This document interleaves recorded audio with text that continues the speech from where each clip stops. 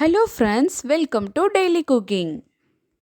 இன்றைக்கி நாம் pressure cooker use பண்ணி அடி பிடிக்காமல் வெஜ் பிரியாணி எப்படி செய்கிறதுனோ அதுக்கு சைட் டிஷ்ஷாக முட்டை மசாலா எப்படி செய்கிறதுனோ வாங்க பார்க்கலாம்.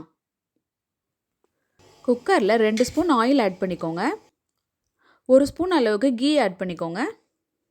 ஆயில் ஹீட் ஆனதும் ஒரு பிரிஞ்சி இலை, ஒரு துண்டு பட்டை, ஒரு அன்னாச்சி மொக்கு, 3 கிராம்பு, ஒரு ஏலக்காய், இது எல்லாத்தையும் போட்டுக்கலாம். ஒரு ஸ்பூன் சோம்பு ஆட் பண்ணிக்கலாம்.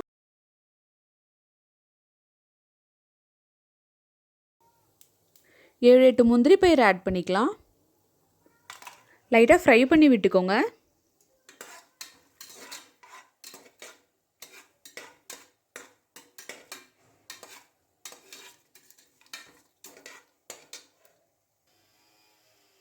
மூணு வெங்காயத்தை ஸ்லைஸாக கட் பண்ணி வச்சுருக்கேன், அதையும் இதில் சேர்த்துக்கலாம்.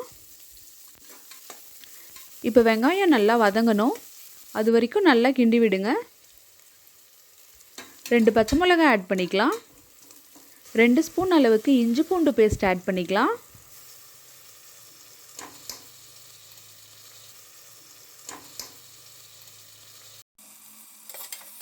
பச்சை வாசனை போகிற வரைக்கும் நல்லா இதை கிளறி விடுங்க. ஒரு கைப்பிடி அளவுக்கு புதினா இலைகள் இதில் போட்டுக்கலாம். இது இப்போ வதங்கட்டும். ஒரு பெரிய சைஸ் தக்காளியை ஸ்லைஸாக கட் பண்ணி வச்சுருக்கேன், அதையும் இதில் சேர்த்துக்கலாம். மீடியம் ஃப்ளேமில் வச்சு ஸ்மாஷ் ஆகிற வரைக்கும் எல்லாத்தையும் நல்லா வதக்கி விட்டுக்கோங்க. கட் பண்ணி வச்சுருக்கிற வெஜிடபிள்ஸை இதில் ஆட் பண்ணிக்கலாம். உங்களுக்கு பிடிச்ச எந்த வெஜிடபிள்ஸ் வேணாலும் ஆட் பண்ணிக்கோங்க.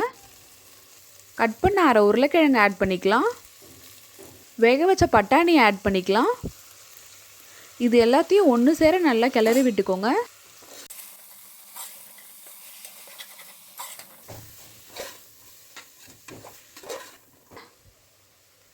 One spoon garam masala add பண்ணிக்கலாம். 1/4 ஸ்பூன் போல் மஞ்சத்தூள் ஆட் பண்ணிக்கலாம்.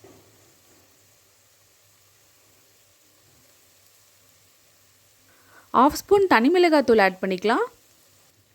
2 ஸ்பூன் கர்ட் ஆட் பண்ணிக்கலாம்.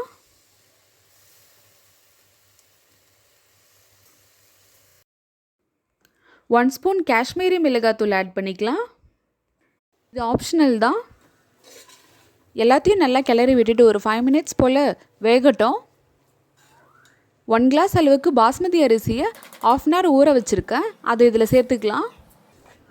மசாலா கூட இப்போ நல்லா மிக்ஸ் பண்ணிக்கோங்க. 1 கிளாஸ் பாஸ்மதி ரைஸ்க்கு 1½ கிளாஸ் தண்ணி ஆட் பண்ணிக்கலாம்.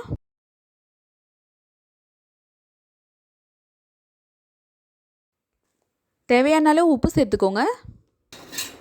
எல்லாத்தையும் ஒன் டைம் கிளறி விட்டுட்டு மூடி வச்சிடலாம்.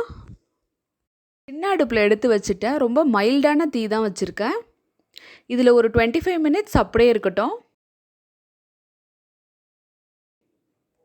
இப்போ விசில்லாம் அடங்கிருச்சு, ஓப்பன் பண்ணி பார்க்கலாம். பாருங்கள் எப்படி இருக்குன்னு. நான் கிளறி காட்டுறேன். கொஞ்சம் கூட ஒட்டவே ஒட்டாது. பிரியாணியும் நல்லா உதிரியாக இருக்கும்.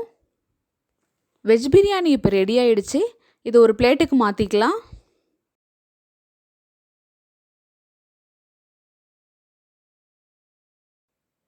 இப்போ இதுக்கு சைட் டிஷ்ஷாக முட்டை மசாலா எப்படி செய்கிறதுன்னு பார்க்கலாம்.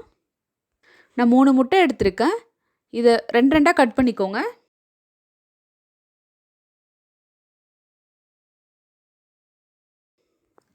கால் ஸ்பூன் மஞ்சள் தூள் ஆட் பண்ணிக்கலாம். ½ ஸ்பூன் தனி மிளகாய் தூள் ஆட் பண்ணிக்கலாம். ½ ஸ்பூன் காஷ்மீரி மிளகாய் தூள் ஆட் பண்ணிக்கலாம். 1 ஸ்பூன் கொத்தமல்லி தூள் ஆட் பண்ணிக்கலாம். ½ ஸ்பூன் கரம் மசாலா ஆட் பண்ணிக்கலாம்.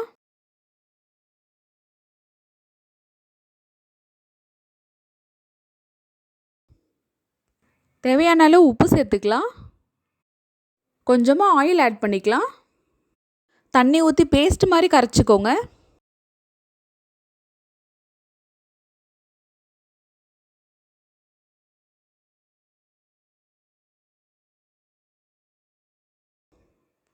இதை எடுத்து முட்டை மேலே அப்ளை பண்ணிக்கோங்க. நான் செய்கிற மாதிரி செய்யுங்க.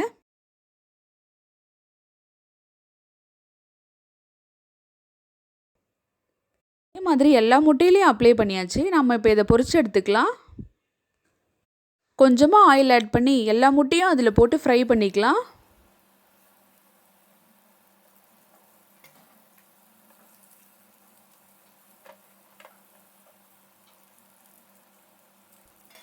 எக்ஸ்ட்ரா மசாலாவெல்லாம் அது மேலே தடவிடுங்க.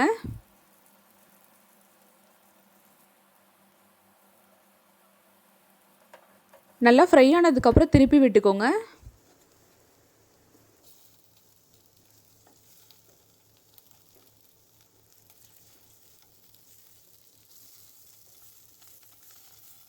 இப்போ நம்ம முட்டை மசாலா ரெடி ஆகிடுச்சு. இதை ஒரு பிளேட்டுக்கு மாற்றிக்கலாம்.